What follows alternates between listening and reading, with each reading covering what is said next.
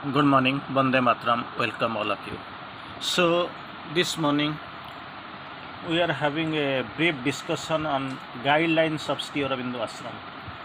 So, that is, of course, one inner matter. Of course, it is a specifically we are going to focus upon the guidelines of the Sri Aurobindo Ashram. It is not that much needful for the outsiders. Still, then there are something that people are anxious to know how really this is going on, how, what about the ashram, what is the purpose of the ashram, and sometimes we are that much interested in knowing the rules and regulations of the ashram, how the go of the life in the ashram for the inmates and all. Many ways, of course, we try to keep knowing the real fundamental process and fundamental progress of this ashram. Anyway, shortly we have discussed general guide, general rules and regulations for the inmates of the Sri Aurobindo Ashram in the previous discussion. That was also we were relating to the almost 2003 onwards. This rules and regulation, everything changing.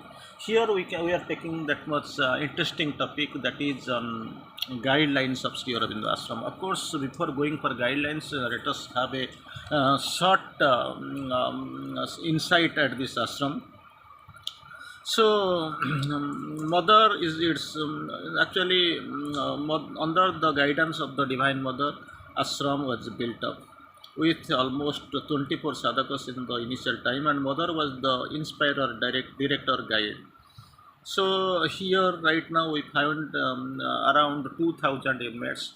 Many people are coming throughout the world, not only from Odisha, Bengal, or Tamil Nadu, Pondicherry. Most of from the nook and corner of the world. They are providing some free service and all. Sometimes they are engaged, and most of the people who have been who are settled well in Pondicherry. That's what we see. That is the great observation, great achievement. Anyway, now itself almost the inmates number is crossing 2000 rupees, 2000 members, and it we know this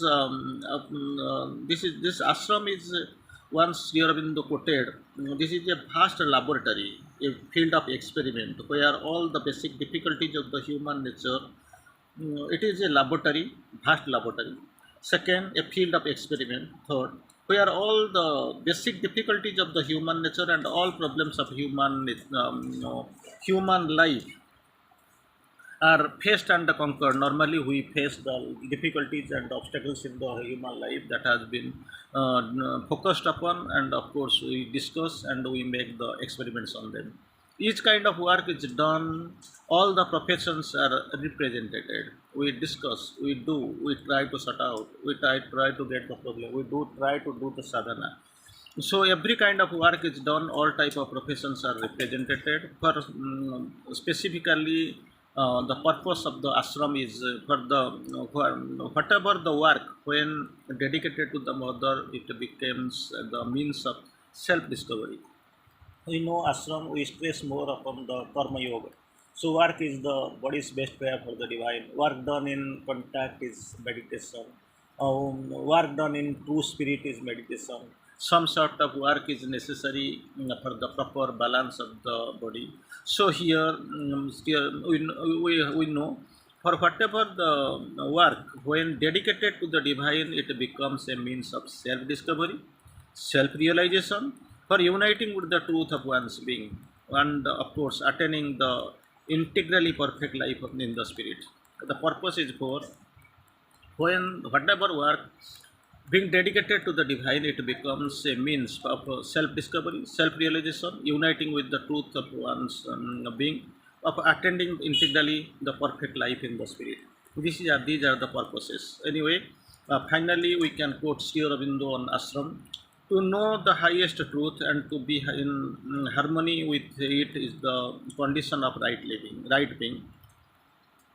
To know the highest truth, number one. Second one, to be in harmony with it is the harmony with it is the condition of right being. To express it in all that are, and experience and do the condition of the right living. So, right living, right built up, right condition, right setup, right attitude.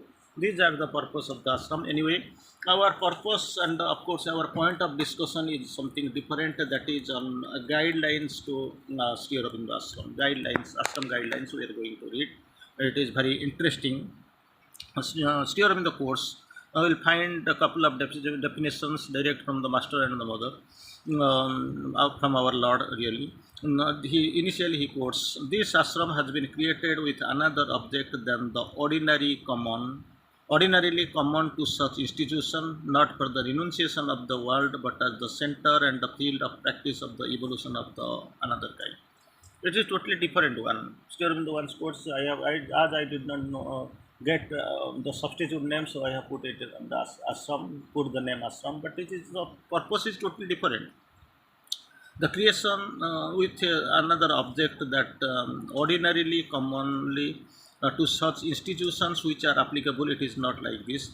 Not for the enunciation of the word, that's what normally do, the people do, the sadhakas do in other faculties. But it is as a center and the field of practice. A drop of practice is better than an ocean of theories, advices, and the good resolutions. So, practice, work, these are the permanent things. Center and the field of practice for the evolution of another kind and the form of life, which would be the final end, in the final end, be moved by a higher spiritual consciousness and embodied the greater life of the spirit. So the purpose is totally different, not to renounce the world, not to renounce the life and all. But the thing is that the purpose is to the practice of the evolution of another kind and form of life, another kind and form of life, which would be in the final and be moved by a higher spiritual consciousness, moved by a higher spiritual consciousness and embodied a greater life of the spirit. That is what the purpose. Again, the first process of yoga is to make the sankalpa or atma samarpana, that is what known surrender, self surrender. Now put yourself with all your heart and all your strength into the God's hand. That's what the object of samarpana. What you are, what you think, what you have, everything surrendered to the divine, to the mother. Make no conditions, ask for nothing. Second, make no condition, ask for nothing, not even for the siddhi in the yoga, for nothing at all except that in you and through you, His will may be directly performed. You must be the instrument, whether you must not have any condition, without reservation, without demand, so that everything will become belong to Him. To those who demand from him, God gives what they demand. Very interesting topic. And of course, this is the most worthiest definition and indication and worthiest message from the Master. To those who demand from him, God gives what they demand. But dedicated, but they don't demand what about them. Still in the course. But to those who give themselves and demand nothing, then actually it is a very great thing. He gives everything what they might have otherwise asked or needed. And in addition, he gives himself and the spontaneous boons of his love. That's what I usually quote, buy one get three. Sometimes people are coming, they are asking, and their need is fulfilled by the divine. But second category of people, they come but ask nothing. They give themselves, but I ask nothing. For that, God fulfills their demand what they would have asked for. And secondly, in addition, He gives Himself. Third, the spontaneous boon of His love. Again, our Lord speaks of, you must also understand that there is only one power at work, only one power at work, and neither you nor he nor anybody else matters, only the divine. But the spiritual seeker, only the purpose is divine. Let each one be open himself to the working of that power in him. First condition is work opening. Let there be no attempt for forming a body of sadhakas with somebody leading or intervening between the power and the sadhaka. Sri Aurobindo categorically refuses your via media and all. Categorically refuses, that must be none. between the divine and the sadhaka. Again, Mother Course is having a very nice observation. It has been repeatedly stated that all provincial spirit is quite out of place in the ashram and can't be tolerated. Sometimes no toleration, least zero tolerance. Out of the ashram, personal purpose, and you are going out of track, it is not tolerated. Each department is necessarily a discipline and you follow the discipline of your department. That's what discipline is major thing. You must there is an in charge, one department is there, one authority is there, that must be he must be respected, and of course there must be obedience. Personal feeling, grudge and misunderstandings must never interfere. Personal feelings, grudges and misunderstandings must never interfere with the work which is done as a service to the divine and not to the human interest. Then, your service to the divine must be simultaneously, scrupulously honest, disinterested, unselfish, otherwise, it has no value. Very interestingly, here we serve. Our purpose is to discover the divine, to serve the divine, and moreover, we are here ashram, inside the ashram. Everything is being taken care of for the service to the divine. And Mother Course, how the type of service will be, still Mother actually tries to explain here that your service to the divine must be scrupulously honest, disinterested, and unselfish. Otherwise, there is no value, no value. Again, Mother Course, when we have to work collectively, because it is not the individual thing, most of the time we work collectively. Mother Course, when we have to work collectively, it is always better to insist in our strength, feelings, and actions on the point of the agreement rather than the point of this divergence. So that difference of opinions will be there, but difference of mind is not tolerated. So when we work collectively, there must be one thing: harmony, balance, and no divergence. And of course, there must be point of agreement, not the point of divergence. Again, Mother Course, when you have nothing pleasant to say about something or someone in the ashram, very interested, keep silent. When nothing pleasant to be said about something or somebody in the ashram, keep silent. For you must know, silence is the faithfulness in the divine work. So silence, it has got a great value. Silence, silence, silence, and keep silent because you know silence is the faithfulness in the divine work. Again, Mother is having a nice observation. Before deciding that something is wrong in others, don't complain otherwise against others unless otherwise you have the capacity to change it. Before deciding that something is wrong in others or circumstance, you must be quite sure of the correctness of your judgment. Don't provide any judgment. And what judgment is correct so long as our lives in the ordinary consciousness that is based on ignorant and filled with falsehood. So 100% correct statement, correct. We can't take up course. So this is the great thing Mother has quoted. Only the truth consciousness can judge. If that is having you have, that is a great thing. But thing is that it is normally will lack. Only the truth consciousness can judge. So it is better in all circumstances to leave the judgment to the divine. That is a great thing. So you have your falsehood and the false judgment. Leave everything to the divine. That is the better. Again, Mother quotes: "Don't trouble yourself with what others do. It is not none of your business. Don't mind the stupidity of others. Mind yours." So you have been put for some special practice. Mind your business. I can't repeat it to you too often. Don't judge, don't criticize, don't compare. Three things, three great things Mother has quoted. Don't judge, don't criticize, don't compare. That is not your lookout. Mother is there, the divine is there. Again, the Mother speaks of people who feel miserable here and find that they have not the comfort they require ought to not stay. They find uncomfortable, find they are miserable, not properly progressing, they ought not stay. We are not in a position to do more than we do. Whatever we do, that is for the best of the sadhaka.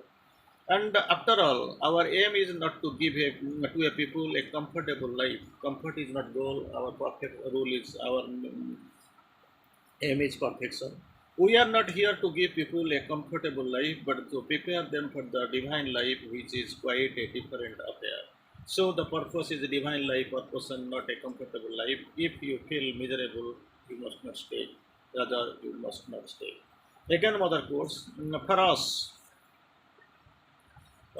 for us, there is only one thing that counts. We aspire for the divine, live for the divine, and act for the divine. Only very new aspire for the divine. Number two, your live for the divine, and the third, act for the divine. Only divine, divine, divine. That is all. And finally, Mother wants to quote: "Be simple, be happy, remain quiet." Just imagine how, in step-by-step sequence: be simple, be happy, remain quiet, do your work as well as you can, keep yourself away open towards me. This is all that is asked from you. But what you will, one message was there, question was there, what we will expect what you will expect from you, us mother? Nothing. Then in the in contrary, then what we will expect from you? Because sometimes we think when we are not giving, then what is the purpose of simply coming and expecting? What you will expect from us? Nothing. Then what we will expect from us? Everything. That is what the he is divine and she is divine mother. So finally, mother quotes: be simple, be happy, remain quiet, do your work as well as you can, keep yourself always open towards me, opening, work properly, try to better it, remain quiet, be happy, and be simple. This is all that I ask, that is asked from you. That's what we can do. Everything rest, that the divine will come. So this is a great process and great theory and a great guideline from the mother and the Mahajogi, our Lord Sri Aurobindo. So we must take care of and go accordingly. Of course, this has been designed for the rules of the inmates of the Sri Aurobindo Ashram Pondicherry. But here, wherever we live, stay, the life we lead, that must be conferred to the divine, and in the same attitude, with the same attitude, same agreement, of course with the same outlook, we must be prepared for the great sadhana that is actually coming before us. Therefore that we must be dead honest, we must have opening, we must have aspiration, we must know here our purpose is not to lead a comfortable life but a spiritual life, perfection and order. So the transformation is necessary. Evolution is still taking in its own course, but the thing is that it is not the swift process. For that, we have to surrender, and the sadhana must be swift. And for that, Mother's grace is there, blessings is there, Mother's love is there, and Master's consent is there. They are taking care. From the Matra.